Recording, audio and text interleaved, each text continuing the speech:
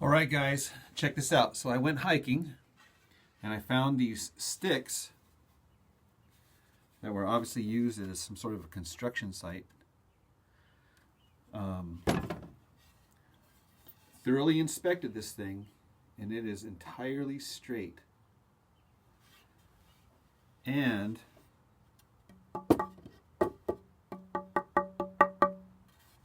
petrified. I don't know if you can hear that or not, but it's like resonating. Anyhow, I am going to make, you guessed it, a neck out of this thing. All right, before I start cutting, I'm going to do a whole lot of measuring. Okay, so I have a pencil and a ruler. I have my template fretboard, and this is just for measuring. I also have a ruler or a yardstick here, a metal one, right? And what I did is I actually made a little template on this side of the frets, and where the bridge goes, right, there's a bridge line right here. And so I place that on the neck. Now typically I like 4 inches of headstock. So I'm going to measure down 4 inches exactly, and that's going to be where the nut or the 0 fret's going to be. Okay, so I'll eventually cut this out and this will be the headstock. Okay, so from where the nut is to where the bridge is 25 inches. And what I do is I find the box that this thing is going to be built on, and I'm looking straight down where the bridge is going to be on the box. Okay, so I can move the box anywhere I want, keeping in mind that this fretboard here is 19 frets all the way up here. So now I'm going to place the template fretboard over the box, and I'm using my eye, and I'm just aligning up where the edge of the fretboard is and where the end of the box is, right? I want that to be straight up and down. And where's my bridge? Okay, so in this case here, my bridge is about 1 inch up from the end of the box, which means I'm going to have to probably go through the box with a little tail piece on here in order for those strings to have enough on this side here so that I can have a good launch over my saddle piece. That's very, very, very important information there. I'll take the camera here and I'll show you straight up and down what it looks like here. All right, here is a flyover. So you can see that bridge is about 1 inch up from the end of the box. So I'm going to come out at the back side of this box, maybe about 2 inches, so I can attach the hinge. Here is where the fretboard is aligned to the box. Again, that's the 19th fret. And down here, I make sure that I have at least 4 inches of headstock material.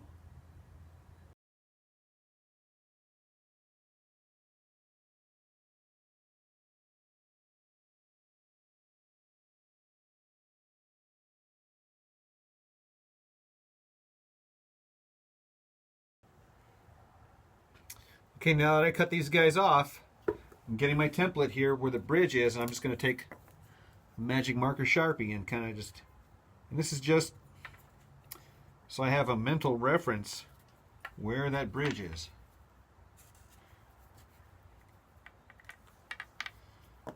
Okay, so before I glue anything, I just want to again just double line up everything. So I got about 2 inches coming out the bottom of this thing. My bridge is about 1 inch up from the end of the box there. And my heel is going to stick out the front here about an inch or so. 2 inches on the top and then 1 inch on the bottom. So that's about good. Now, so before I glue these things together, I'm going to drill some holes in there so I can use the screws to pull this wood tight so I don't have to clamp it. Right? All of this stuff is going to be inside the box anyway. It's just going to add to the strength. Now, but before I glue it though, I'm going to take sandpaper and I'm going to rough up both ends of these things here so that there's no dirt, there's no paint, there's no nothing. It's just wood on wood, and it's just going to make for a really, really strong super bond. And I use this Tight Bond, crazy strong glue.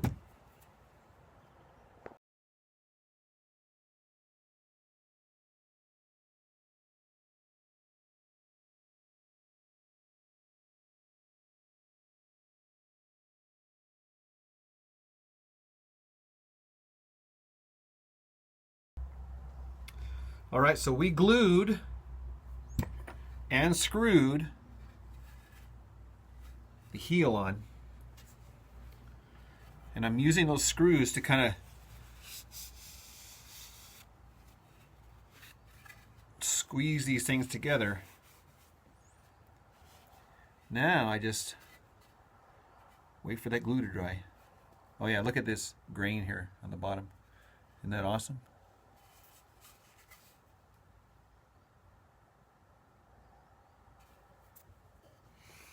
All right, here's some more valuable information. I did pick this side to be the top. Okay, when I say the top, I mean where the fretboard is going to be. And the reason being is because when I sighted this neck from top to bottom, and you can use a straight edge if you like, however you choose to verify your straightness here, I identified that this side here had a slight imperceivable back bow. This way, shoom, shoom, shoom. And so what that does is it's going to prolong the life of the guitar, again, because there's going to be string tension pulling up this way. So if there is any kind of a bow, this is going to be pulling against that bow, thus straightening the neck, right? If this was going to be a slide guitar, it wouldn't matter. I could use the back side here. Again, this is slight, so subtle, you can't tell on the camera, right? But it really makes a difference. So that is why I chose this side to be the top.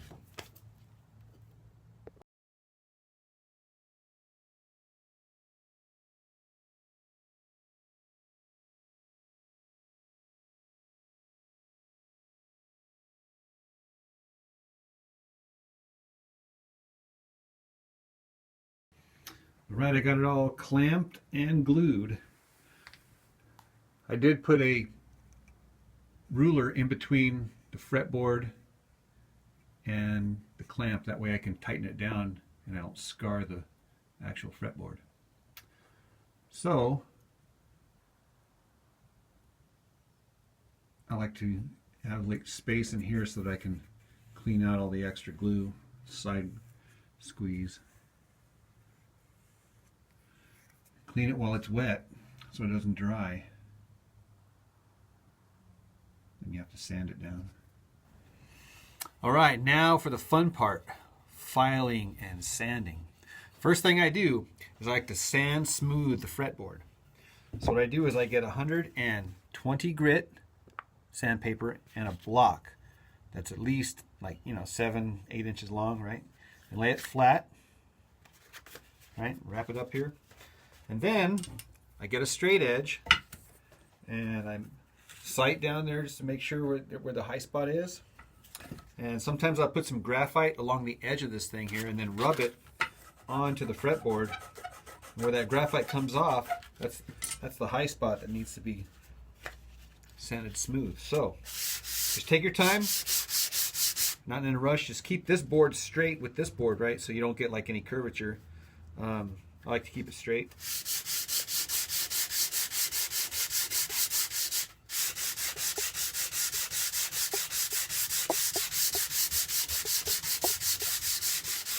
So this takes care of preliminary sanding and ensuring that our fretboard is absolutely perfectly straight. Yay!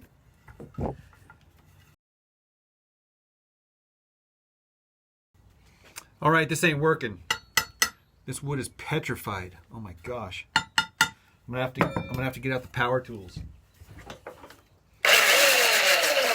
All right, we're gonna make a mess.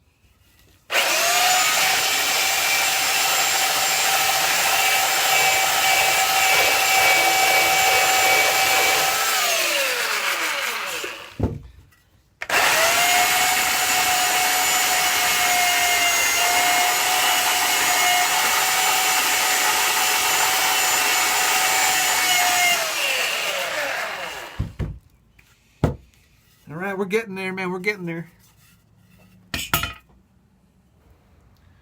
All right, for the final course shaping, I have one of these round disc bits in my drill.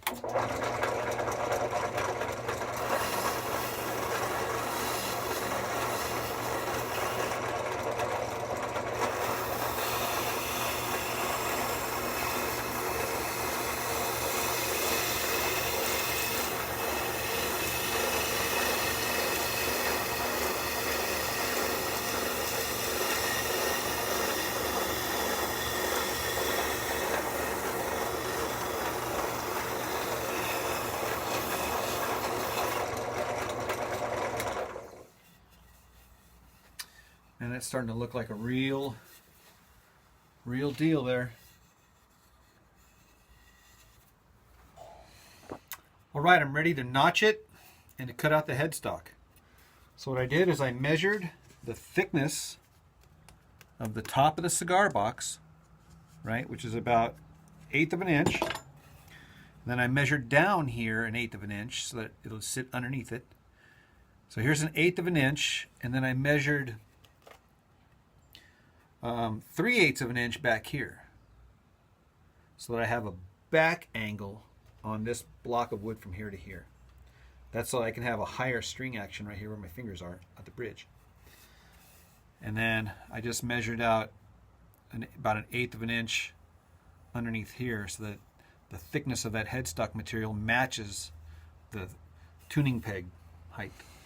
All right, I'm going to start fine tuning the shape of this thing. This is after I cut out the headstock and notched it.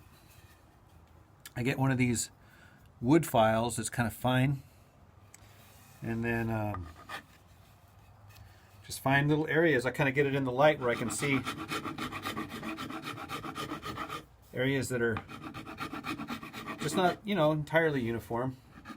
And I go and again, I'm just looking for high spots and low spots, and kind of even them out.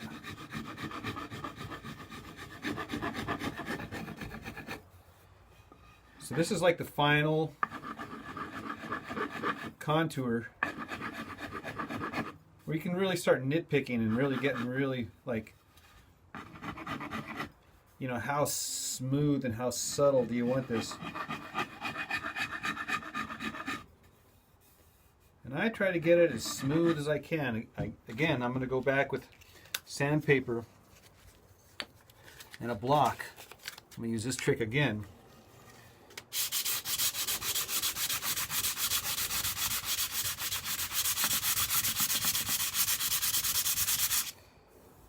And that really, really makes it smooth and contour. The uniformity is awesome.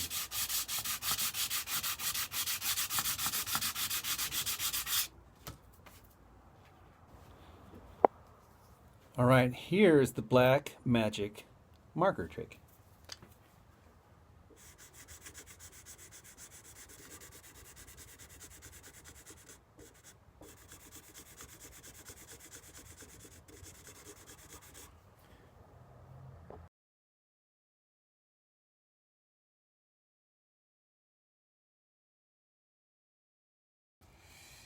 All right, I did install frets using the Just Tempered template. All the ends have been sanded smooth and filed. Ready next for the tuners. Then of course if I want to stain it or oil it, I did leave a little bit of the original paint on there just for memorial. Anyhow, if you want to hear what this guitar sounds like, be sure to click this video right up here.